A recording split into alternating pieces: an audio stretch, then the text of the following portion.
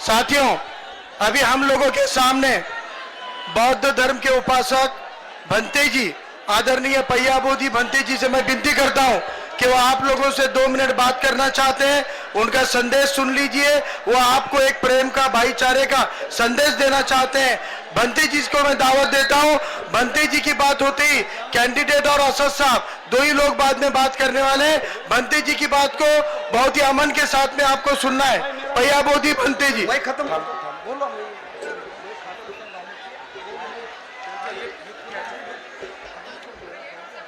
सभी वंचित बहुजन आघाड़ी के उम्मीदवार प्राध्यापक डॉक्टर यशपाल भिंगे सर को वोट देकर के जीत दिलाने वाले सभी वोटर से मैं धन्यवाद देता हूं।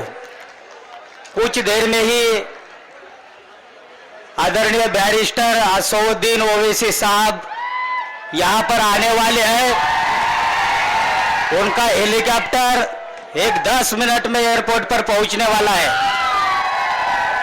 श्रद्धेय बाला साहब अंबेडकर भी आने की संभावना है। मैं सब लोगों से 2 बातें यहां पर बोलना चाहता हूं।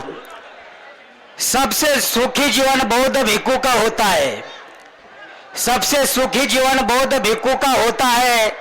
मेरे मरने के बाद मेरे कब्र पर लिख देना कि बाबा साहब का ये चीवरधारी सेनानी बाला साहब अंबेडकर के सपनों की जंग लड़ते लड़ते शहीद हुआ।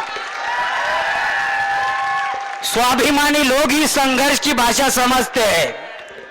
स्वाभिमानी लोग ही संघर्ष की भाषा समझते हैं। जिनका स्वाभिमान मरा होता है वो लोग गुलाम होते हैं। मुर्दा लोग मिशन नहीं चलाते, मुर्दा लोग मिशन नहीं चलाते और जिंदा लोग मिशन को रुकने नहीं देते। अभी हमारे सामने हमारा मिशन है, हमारे प्राध्यापक डॉक्टर यशपाल भिंगे सर को वोट दे करके उनको खासदार बना करके संसद में भेजना, यही हमारा मिशन है। क्यों पूछते हो मुझे कि क्या चाहिए तुझे? कुछ कांग्रेस के लोग, उनके कुछ चमचे लोग हमें पूछ रहे थे कि भंते जी आपको क्या चाहिए हमें बताइए। एक बंद कमरे में बैठ के चौहान साहब से बात करके आपको जो चाहिए हम देने के लिए तैयार है। लेकिन हमने उनको सवाल किया, क्यों पूछते हो मुझे कि क्या चाहिए तुझे? अरे बाबा साहब के औलाद अंबेडकर बाबा साहब है जिंदा, तो क्या चाहिए मुझे? मैं यहां पर आप सब लोगों को पूछना चाहता हूं, क्या तुम्हें अशोक राव चौहान चाहिए? क्या बाला साहब अंबेडकर चाहिए? क्या तुम्हें अशोक राव चौहान चाहिए? क्या बाला साहब अंबेडकर चाहिए? क्या तुम्हें अशोक राव चौहान चाहिए? क्या असदुद्दीन साहब चाहिए? मैं तुम्हें पूछना चाहता हूं, क्या अशोक चौहान चाहिए? क्या असदुद्दीन साहब चाहिए? तो हमारी जीत अभी पक्की है। मेरे मुसलमान भाइयों, मेरे दलित भाइयों, तुम डरो नहीं। हमारा संविधान आज खतरे में है। अगर हमारा संविधान आज खतरे में है तो संविधान के मुताबिक चलने वाली शरीयत भी आज खतरे में है।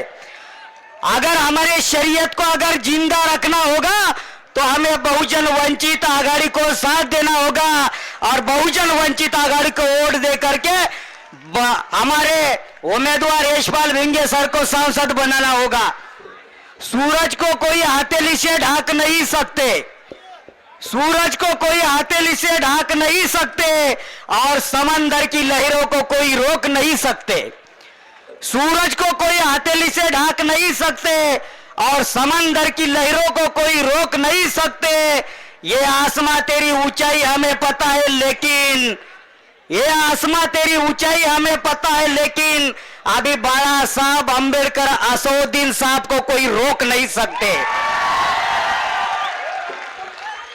शांति के दामन पर क्रांति का दाग लगा दो, शांति के दामन पर क्रांति का दाग लगा दो। अगर मिटाना है अंधेरा तो चिराग जला दो, शांति के दामन पर क्रांति का दाग लगा दो। अगर मिटाना है अंधेरा तो चिराग जला दो। ये अल्लाह ताला उनके बच्चे हो, ये भीम के बच्चे हो। अगर रोकना है आरएसएस बीजेपी को, कांग्रेस राष्ट्रवादी को, तो बहुजन वंचित आघाड़ी को वोट दे दो, बहुजन वंचित आघाड़ी को वोट दे दो। लगते जिगर को जोड़ने में वक्त जाया ना करो, लगते जिगर को जोड़ने में वक्त जाया ना करो और फेंके हुए हड्डियों को चबाया ना करो। लगते जिगर को जोड़ने में वक्त जाया ना करो और फेंके हुए हड्डियों को चबाया ना करो। शेर की औलाद हो, दाड़ कर हक छीन लो, शेर की औलाद हो, दाड़ कर हक छीन लो और जो खड़े हैं पौलाद की तरह उसे अपनाया करो। मेरी नजरिए में दो ही शेर है, एक बाबा साहब अंबेडकर और दूसरे असदुद्दीन ओवैसी साहब। ये इन्हों हमें अपना करके इनको यशस्वी उम्मीदवार हमारे यशपाल भिंगे सर, उनकी निशानी है कब्बसी, उनको हमें वोट दे करके जीत दिलानी होगी। हमारी निशानी, हमारी निशानी। यही पर मैं अपनी बात को खत्म कर देता हूं और जो लोग